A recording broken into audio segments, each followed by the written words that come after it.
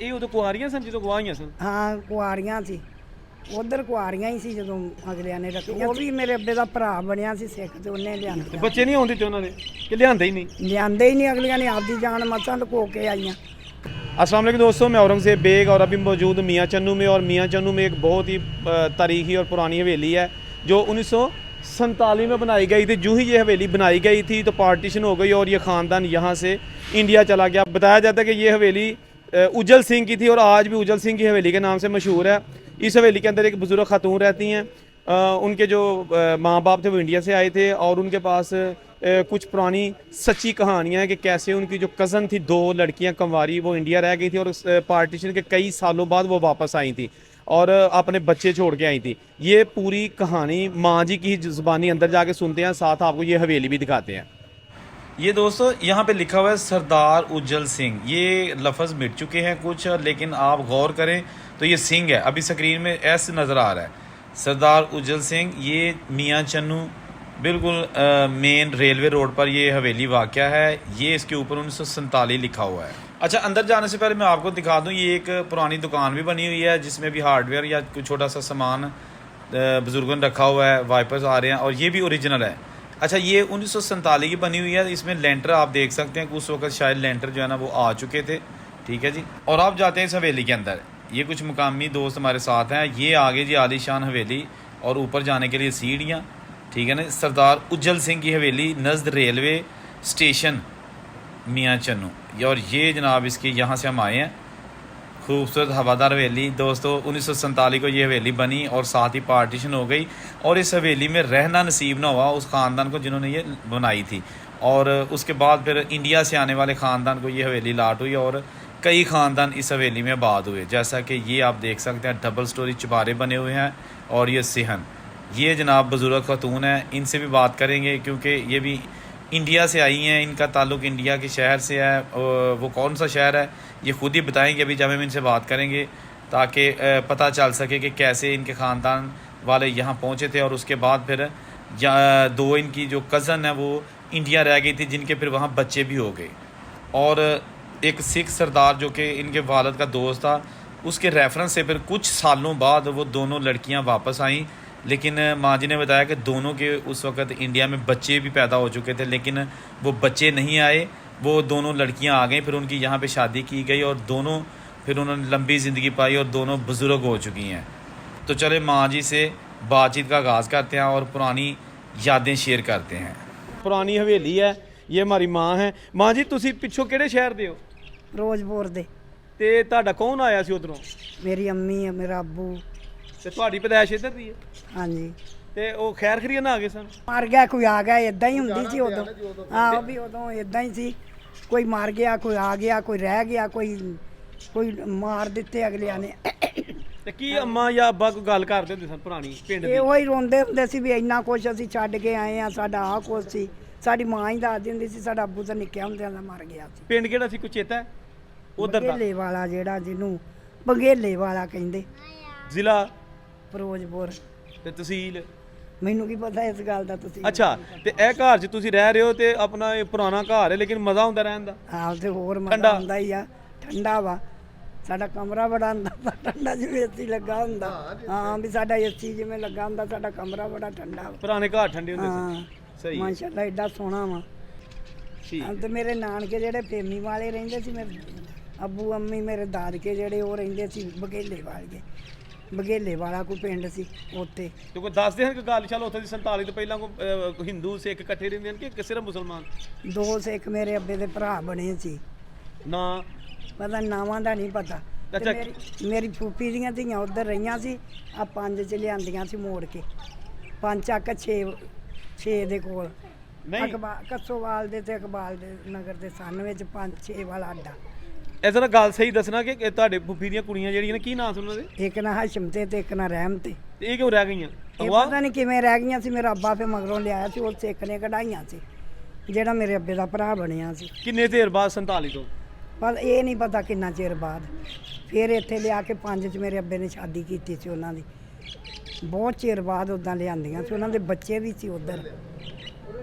ਸਹੀ ਹੈ ਤੇ ਉਹ ਫਿਰ ਦੱਸਦੀ ਹੁੰਦੀਆਂ ਕੁਝ, ਕਦੀ ਕੋਈ ਗੱਲ ਕਰਦੀਆਂ ਕਿ ਕਿੰਨੇ ਬੱਚੇ? ਨਹੀਂ, ਮੈਂ 2 ਵਾਰੀ ਉਹਨਾਂ ਨੂੰ ਮਿਲੀ ਆ। ਮੈਂ 2 ਵਾਰੀ ਮਿਲੀ ਆ। ਅੱਛਾ, ਤੇ ਪੁੱਛਿਆ ਨਹੀਂ? ਨਹੀਂ, ਬਸ ਉਹ ਇੱਕ ਵਿਚਾਰੀ ਦੀਆਂ ਅੱਖਾਂ ਤੋਂ ਰਹੀ ਸੀ, ਇੱਕ ਉੱਦਾਂ ਵੀ ਉਹ ਠੀਕ ਠਾਕ ਘਰ ਸੀ, ਇਦਾਂ ਦੀਆਂ ਗੱਲਾਂ ਨਹੀਂ ਹੋਈਆਂ। ਫੌਜਗੀ ਤੇ ਗਏ ਸੀ, ਫੌਜਗੀ ਤੇ ਕਿਉਂ ਤਾਂ ਨਹੀਂ ਨਾ ਗੱਲਾਂ ਹੁੰਦੀਆਂ। ਤੁਹਾਨੂੰ ਇਹ ਪਤਾ ਹੈ ਕਿ ਬੱਚੇ ਛੱਡ ਕੇ ਆਈਆਂ? ਹਾਂ, ਮੇਰੀ ਮਾਂ ਗੱਲਾਂ ਕਰਦੀ ਹੁੰਦੀ ਸੀ ਉਹਨਾਂ ਦੀ। ਤੇ ਇਹ ਉਦੋਂ ਕੁਆਰੀਆਂ ਸਨ ਜਦੋਂ ਗਵਾਹੀਆਂ ਸਨ? ਹਾਂ, ਕੁਆਰੀਆਂ ਸੀ, ਉਧਰ ਕੁਆਰੀਆਂ ਹੀ ਸੀ ਜਦੋਂ ਅਗਲਿਆਂ ਨੇ ਰੱਖੀਆਂ। ਸਿੱਖਾਂ ਨੇ ਆਪ ਰੱਖੀਆਂ ਸੀ, ਔਰ ਹਿੰਦੂ ਰੱਖ ਲੈਂਦੇ ਸੀ ਨਾ ਉਦੋਂ। ਜਦੋਂ ਉਜਾੜੇ ਪਏ ਉਦੋਂ ਵਿੱਚੋਂ ਬੁੜੀਆਂ ਚੰਗੀਆਂ ਵੇਖ ਕੇ, ਸੋਹਣੀਆਂ ਵੇਖ ਕੇ ਅਗਲੇ ਕੁੜੀਆਂ ਰੱਖ ਲੈਂਦੇ ਸੀ।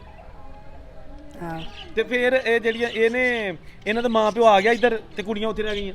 ਹਾਂ, ਮਾਂ ਪਿਓ ਆ ਗਿਆ ਸੀ ਉਹਨਾਂ ਦਾ ਇੱਧਰ। ਉਹ ਕਿੱਥੇ ਬੈਠੇ ਸਨ ਆ ਕੇ? ਪਤਾ ਨਹੀਂ, ਉਹਨਾਂ ਦਾ ਨਹੀਂ ਪਤਾ ਕਿੱਥੇ ਕਿੱਥੇ ਬੈਠੇ ਸੀ। ਤੇ ਫਿਰ ਇਹਨਾਂ ਦੇ ਵਿਆਹ ਇੱਧਰ ਬੱਚੇ ਹੋਏ? ਇੱਧਰ ਮੇਰੇ ਅੱਬੇ ਨੇ ਕੀਤੇ। ਹਾਂ, ਬੱਚੇ ਹੈਗੇ ਮੇਰੇ। ਸਾਡੇ ਘਰ ਹੀ ਆਉਂਦੀਆਂ ਰਹੀਆਂ। 26 ਵਜੇ ਸਾਡਾ ਘਰ ਸੀ ਪੁੱਲ ਵਾਲੀ 'ਚ, ਇੱਥੇ ਆਉਂਦੀਆਂ ਰਹੀਆਂ। ਇੱਥੋਂ ਵੀ ਜਾਣਾ ਉਹਨਾਂ ਨੇ। ਮੇਰੀ ਮਾਂ ਨੇ ਉਹਨਾਂ ਨੂੰ ਘੱਲਣਾ ਧੀਆਂ ਤਰ੍ਹਾਂ। ਬੜਾ ਪਿਆਰ ਕੀਤਾ ਫਿਰ ਤੁਹਾਨੂੰ? ਹਾਂ, ਮੇਰੀ ਮਾਂ ਉਹ ਇੱਕ ਵਾਰੀ ਮੈਂ ਗਈ ਨਾ ਤੇ ਕਹਿੰਦੀਆਂ ਕੁਛ ਨਹੀਂ ਸੀ ਹੁੰਦਾ ਸਾਡੀ ਮਾਮੀ ਕੋਲ, ਤੇ ਦਾਣਿਆਂ ਦੀ ਪੰਡ ਬੰਨ ਕੇ ਸਾਡੇ ਸਿਰ ਤੇ ਰੱਖ ਦਿੰਦੀ ਸੀ। ਉਹ ਜਿਹੜੀਆਂ ਆਈਆਂ ਸਨ ਤੁਹਾਡੀਆਂ ਕਜ਼ਨਾਂ? ਹਾਂ, ਕਹਿੰਦੀ ਕਹਿਣਾ ਵੀ ਧੀਆਂ ਵੇਲੀਆਂ ਨਾ ਜਾਣ ਘਰੋਂ। ਮੇਰੀ ਮਾਂ ਦੀਆਂ ਗੱਲਾਂ ਕਰਦੀਆਂ ਹੁੰਦੀਆਂ ਸੀ।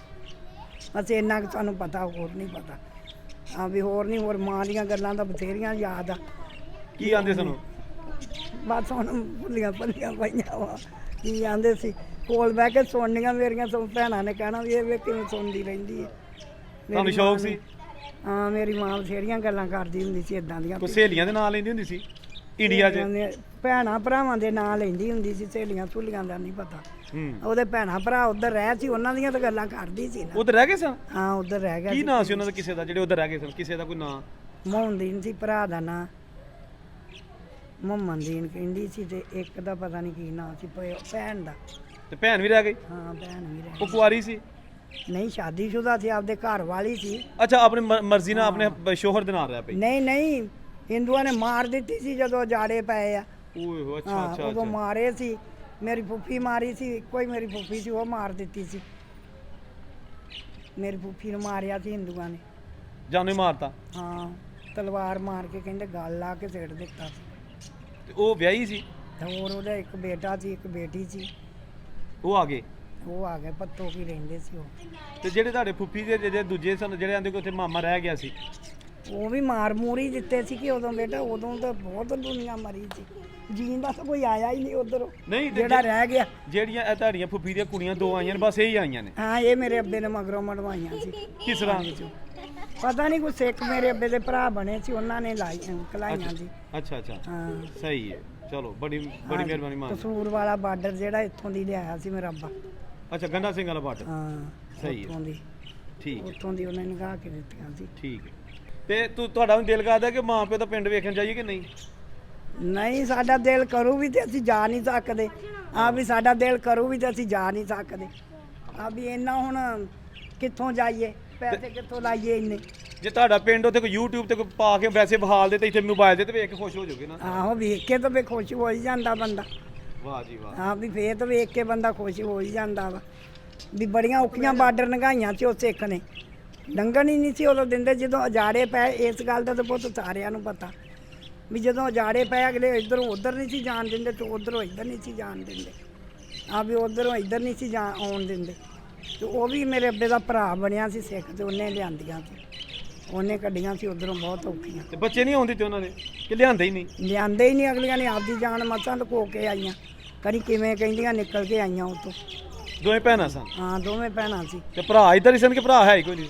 ਭਰਾ ਦਾ ਇੱਕ ਹੀ ਸੀ, ਉਹ ਮਾਰ ਦਿੱਤਾ ਸੀ ਉੱਧਰ ਹਿੰਦੂਆਂ ਨੇ ਜਦੋਂ ਉਜਾੜੇ ਪਏ। ਤੇ ਮਾਂ ਪਿਓ ਬਚ ਗਿਆ ਇਹਨਾਂ ਦਾ? ਇੱਕ ਦਾ ਪੁੱਤ ਹੈਗਾ ਸੀ, ਇੱਕ ਦਾ ਨਹੀਂ ਸੀ। ਉਹ ਤਾਂ ਫਿਰ ਤੁਹਾਡੇ ਵਾਲਾਂ ਨੇ ਉਹਨਾਂ ਨੂੰ ਭੈਣਾਂ ਧੀਆਂ ਕਰ ਰੱਖਿਆ? ਹਾਂ, ਭਾਣਜੀਆਂ ਸੀ ਮੇਰੇ ਅੱਬੇ ਦੀਆਂ। ਭਾਂਜੀਆਂ ਸਨ? ਮੇਰੇ ਫੁੱਫੀ ਦੀਆਂ ਧੀਆਂ ਸੀ। ਸਹੀ ਹੈ, ਸਹੀ ਹੈ। ਤੇ ਫੁੱਫੀ ਆਪੀ ਨਹੀਂ ਸੀ ਹੈਗੀ? ਨਹੀਂ, ਠੀਕ ਹੈ, ਸਹੀ। ਮੇਰੇ ਸਹੁਰੇ ਤਾਂ ਇੱਥੋਂ ਦੇ ਹੀ ਵਸਿੰਦੇ ਆ, ਉਹ ਨਹੀਂ ਗਏ ਉੱਧਰੋਂ, ਉੱਜੜ ਕੇ ਆਏ ਨੇ। ਕਿਹੜਾ ਪਿੰਡ ਸੀ ਉਹਨਾਂ ਦਾ? ਬੱਤੀ ਸਾਡੇ ਉੱਜੜ ਕੇ ਹੀ ਨਹੀਂ ਆਏ, ਮੇਰੇ ਸਹੁਰੇ ਨਹੀਂ ਉੱਜੜ ਕੇ ਆਏ। पेके जड़े ने वो आए थे? हाँ, मेरे पेके आए थे, मेरे सहुरे नहीं उजड़ के आए। दोस्तों, ये थी आज की वीडियो। उम्मीद है आपको पसंद आई होगी। मियाँ चन्नू से मज़ीद वीडियोस मैंने रिकॉर्ड की हैं, वो भी आपकी खिदमत में पेश करेंगे।